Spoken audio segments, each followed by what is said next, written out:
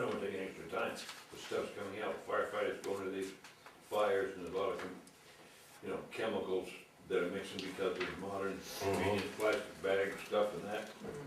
And It has the highest, coming down with what, hepatitis or something? all kinds, it has the highest cancer rate of any profession in the world. Yeah. And we're still sending them in there,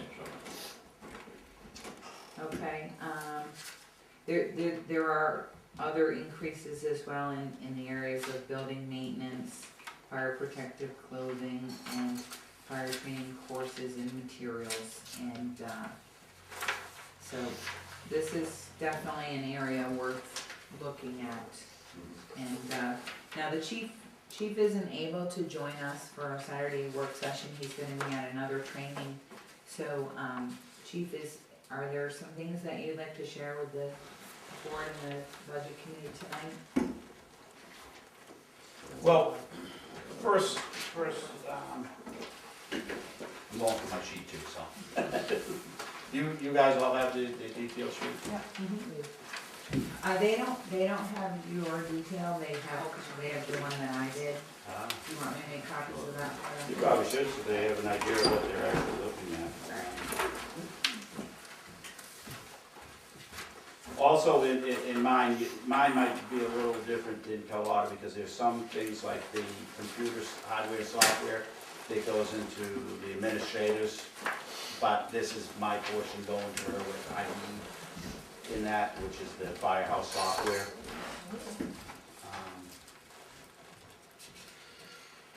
I put some things into building maintenance. I know that we have a town maintenance account.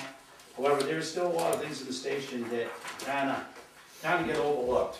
Fire alarm system's been out of service now for 2 years in that building. How ironic. How ironic. Yeah. There's just some items that need to be addressed, that we need to take care of the building. We're not, again, it's when we had the talks about the budget forum, which I was kind of hoping we touched on some of the needs, because as you know, there's no building going on a warrant this year. However, we need to take care of what we got. And what we got is rapidly falling apart on us, and we need to put some money into these buildings as they are. I'm also looking at talking with Mike Cloutier and Randy about making some modifications to the fire department to try to bring some areas back into code compliant. For instance, we got the grant for some of the physical fitness equipment. We can utilize above the 3-bay side. However, we need to get that inside staircase that goes down into the fire apparatus bays. That can't do that. It needs to exit to the outside of the building. So simple thing is to put an outside stairwell on that side of the building. We need to re-support that whole floor because the floor is kind of settling down to be able to support the stuff. That stuff Mike has been dealing with now. He has Randy doing some of that major stuff there. But under the tanker bay, the concrete is cracked. We poured some Portland cement in there, trying to hold it together for a while. So there's some things we need to address, even structurally, or we're going to lose the building altogether. So if we're not going to move forward with the public safety building, we really need to start thinking about what we're going to be doing with the buildings we have. How are we going to address the code violations in them? How are we going to make them useful to what we need for our needs and make them efficient? It needs all new window replacement on the second floor. You can't, right now I have Casey doing the majority of his work here out of this office down here because there's no need keeping the heat any more than 50 degrees up there because it's going right out the windows and out the bottom of the doors. And you can ride by there any day and look right at the bottom of the doors and you can basically stick your hand under the doors on most of them. And that's because of the weight of the vehicles and the settling of the apron. So we need to address some of the things in the town buildings. And it's not just the fire, I'm just saying the fire station. There's a lot of buildings that need some stuff, so. Thank you.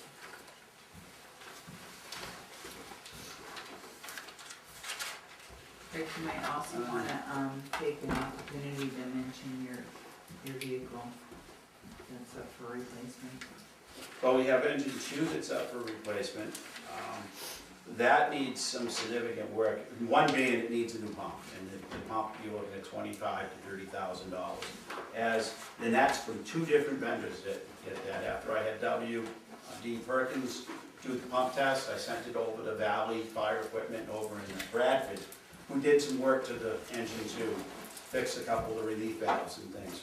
And I had him redo the test, try to get it comparable, same results as it did. So, and both of them come back at the same price. You're looking at roughly $25,000 to $30,000. Plus, what other plumbing needs to be redone, because once they start wrenching on the pump and the plumbing, that's, as they said, the same scaling that's going on inside that pump is what's happening all in all those lines. So the minute you start reefing on some of these pipes, they're possibly gonna have to re-plumb the truck underneath as well. So, and that's the biggest item. It needs a radiator. It failed back about 2 months ago. Rich Cooley and George Fish took it out. We sent it to Park Construction. Park Construction spent $500 of their own money to fix it, but also said, you better think about getting a new radiator in that truck because it might not last more than 6 months. That was what, that's about a $3,000 radiator, somewhere in that area, the radiator that goes to that truck. Reason being, because it's got a hole in the center of it for the PTO shaft to come down through for the front mount pump. So, it needs an exhaust system. Exhaust system's about $1,600. So, all these things are just adding up. Chief, is that the vehicle that's scheduled to be replaced? Yes. The second vehicle is the fire prevention vehicle. Right now, as we know, that car was used during the civilian academy day to be cut off because that needed an engine. So right now, Casey has been using one of the pieces to go around to do his life safety inspections and the chores of the fire department. I'll admit that vehicle is not serviceable. What's that? What What I'm proposing is, and I'll be working more at, looking at, in the next week or two, is looking at options between either leasing it, buying it outright. What is our option to get in a vehicle that I'm looking for something that's small enough that still has either all-wheel or four-wheel drive, because it still is the problem with it is when Casey's out doing this inspection, he's still required to respond. So if we get a call, he's got to either get back to the station or the car that we had medical stuff in it. So he could go right to the scene and he'd meet myself or Deb on scene who will have to rescue. So we'll have some tools to operate. We're not delaying service for him trying to get back. So it needs to be a response vehicle as well as the fire prevention vehicle.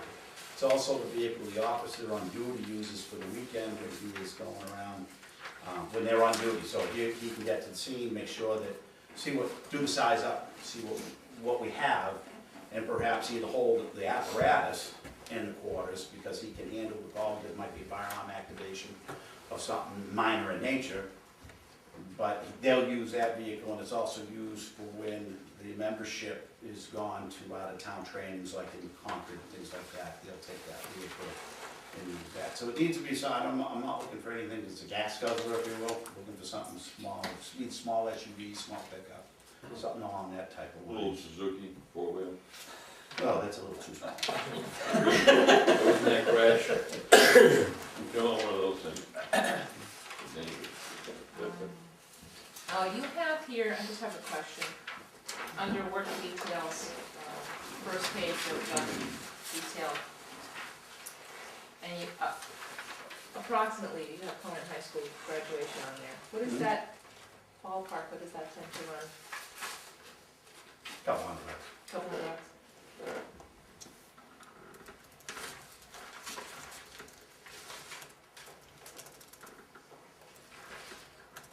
Other work details entail, like we do all our own